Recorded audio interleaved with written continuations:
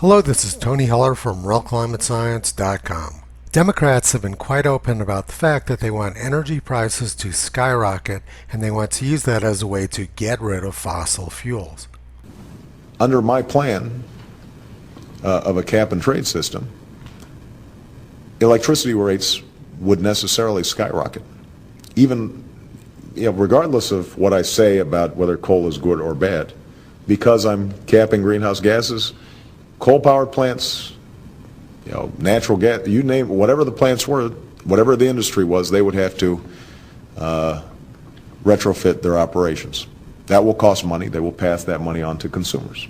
But kiddo, I want you to just take a look, okay? You don't have to agree, but I want you to look in my eyes. I guarantee you, we're going to end fossil fuel, and I am not going to cooperate, okay? Obama and Biden have been extremely successful with their plans. Beginning immediately after the 2020 election, energy prices skyrocketed to record highs. According to the United Nations, their efforts and those of Western Europe are leading the world into mass starvation. So they need a way to change the narrative, and they do it through academic studies like these. As climate change makes some areas dangerous to live in, it may get harder to move. Climate change may lead to a reduction in international mobility for populations with the lowest income levels.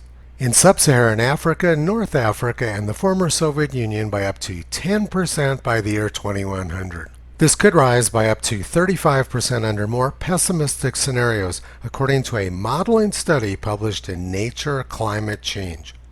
So the message here is that the use of low-cost, reliable energy in the West causes global warming, and that hurts people in Africa. It's a way to make Westerners feel guilty about the fact that they live comfortable lives.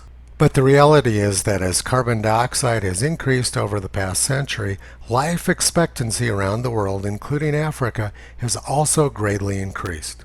In fact, life expectancy in Africa has more than doubled over the past century. The threat which Africans actually face is a lack of fossil fuels. Many women in third world countries have to cook with dirty fuels like wood or animal dung.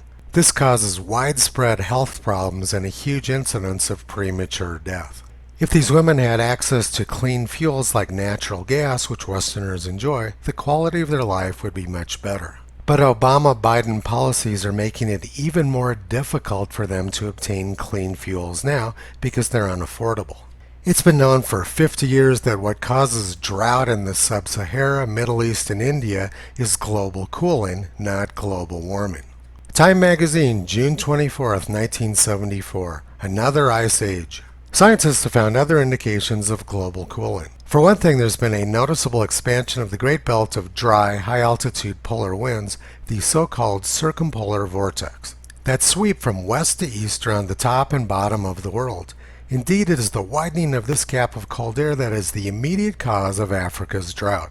By blocking moisture-bearing equatorial winds and preventing them from bringing rainfall to the parched sub-Sahara region, as well as other drought-ridden areas stretching all the way from Central America to the Middle East and India, the polar winds have in effect caused the Sahara and other deserts to reach farther to the south. NASA satellites show that most of Africa has gotten much greener as carbon dioxide has increased in the atmosphere over the past few decades. Legitimate scientific studies show that global warming would cause an increase in rainfall in the Sahara. Going back to the original article, these sort of fake studies are designed to keep the woke on board with globalist plans to get rid of fossil fuels. Climate policy is tremendously damaging to poor people in third world countries. But it doesn't hurt wealthy white people in Western countries, so they're targeted with this sort of propaganda.